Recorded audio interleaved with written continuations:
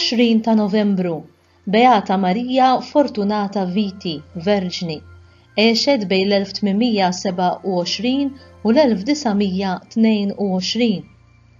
Anna Felicita Viti twildet ġewwa Veroli fl-Italja fil-provinċja ta' Frosinone nhar l-10 ta' Frar. Missiera kien Luigi Viti li għalkemm kien sit ta' ħafna artijiet kellu il-vizzju tal-lob tal-azzard u tax-xorb. Omma Anna mietet meta Marija kellha 14-il sena. Marija kienet it-tielet wild minn 9 aħwa u minħabba f'hekk kellha tieħu ħsieb il-familja wara il-mewt ta' omma. Biex ikollha l-flus għall-familja ħarġet taħdem bħala seftura. Kellha proposta għaż-żwieġ imma ddeċidiet li minflok tagħti ħajjitha għal ħajja reliġjuża. Fil-21 ta' Marzu 1851 fl-età ta' 24 sena Marija ingħaqdet mal-Benedittini fil-Monasteru ta' Santa Maria de Franconi ġewwa Veroli. Għaddiet aktar minn 70 sena fl-ordni u peress li baqgħet illitterata għaddiet ħajjitha tagħmel xogħol tal-ħjata, ħasil u tiswija tal-ħwejjeġ, ħajja verament umli. Iżda kellha devozzjoni kbira lejn is-sagrament imqaddes.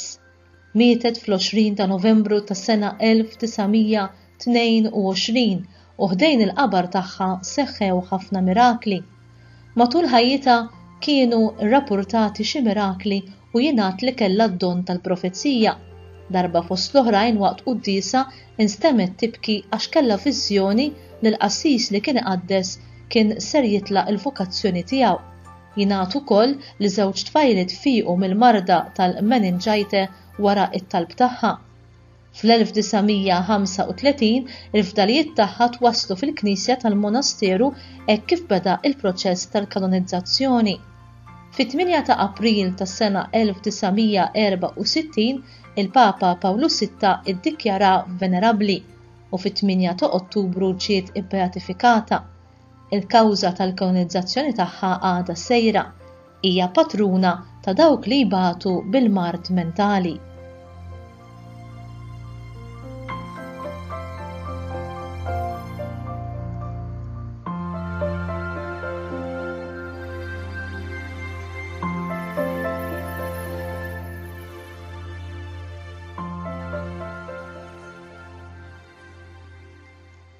Il-Beata Marija Fortunata Viti li mietet fl-età ta' 96 sena wara 72 sena ta' talb, ħjata, tindif u tiswija fil-klawsura tal-monasteru tagħha Frosinone li kien wieħed jista' jgħid il-parti femminili ta' din l-istil ta' ħajja li għex San Charbel Maħlokf.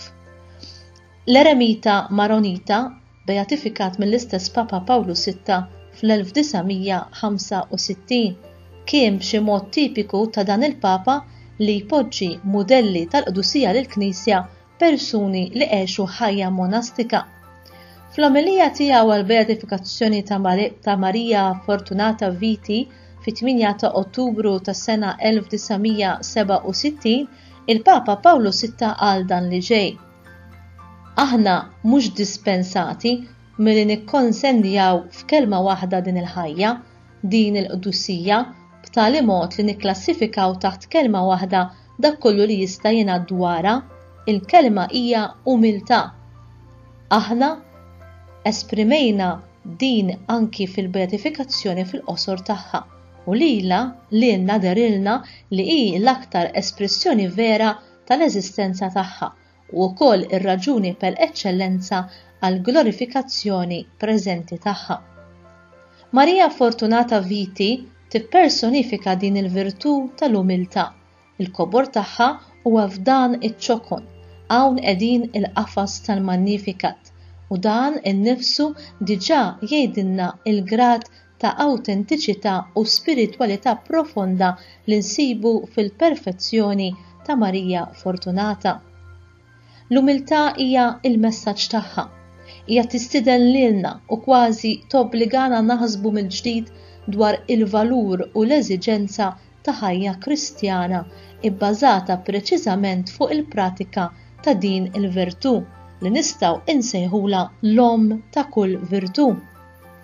Dan li ġej huwa rapport dwar omelija tal-Papa Franġisku ta' 8 ta' April tas-sena 2013 dwar l-umiltà. Il-Papa sostna li l-istorja kollha tal-fidi hija magħmula minn umiltà u tkellimna wkoll dwar l-umiltà. U dan jidher ukoll mill-fatt storiku tat-twelid ta' Ġesu. F'kull ġraja jidher li Alla ried li kollox isir fil-moħbi, li ma jsirx pubbliku, li bħal donnu kien mod tibiddel tal-Ispirtu Santu. U għalhekk li jgħaddi mit-triq tal-umiltà, Alla umli ibaxxi lilu nnifsu, jiġi għandna u jbaxxi lilu nnifsu u jkompli jbaxxi lilu nnifsu sas-salib. Alla tagħna u xu tajjeb għaliex mhux Alla ta' parsi, huwa veru, mhux xi Alla tal-injam magħmul mill-bnedmin, huwa veru jippreferi jimxi b'dan il-mod, mit-triq tal-umiltà. Til-imħabba kollha tiġi mit-triq tal-umiltà. Li tkun li ma jfissirx li timxi fit-triq hekk bajnejn baxxi, le, l-umiltà hija dik li għallimna Alla, dik ta' Marija, dik ta' Giuseppi. L-umiltà hija dik ta' Ġesu li jispiċċa fuq is-salib. U din hija r-regola tad-deb tan-nisrani.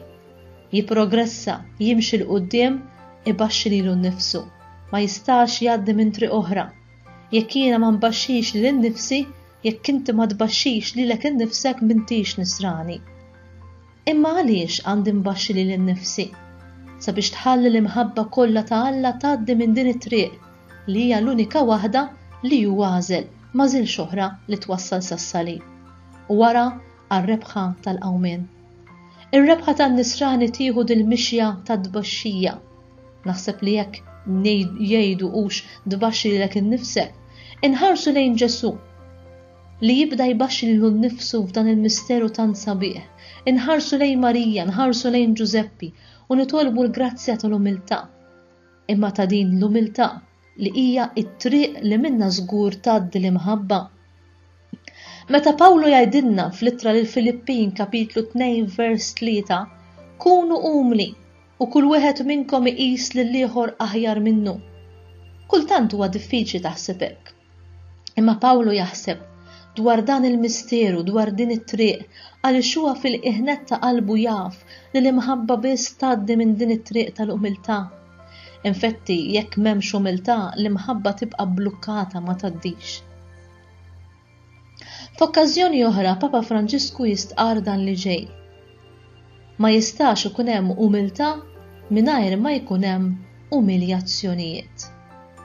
U int qed tilqa' l-umiljazzjonijiet li l-mulej jippermetti f'ħajtek biex iżomm ruħek umli billi taraf li int kull ma int bniedem jew bniedma midimba, midneb.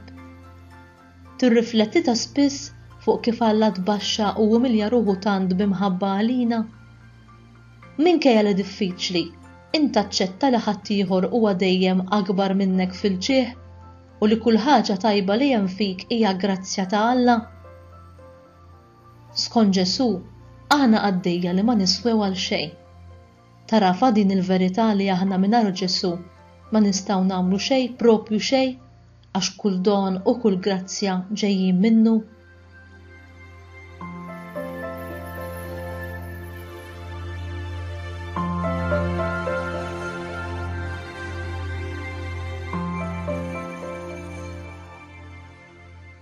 Talba.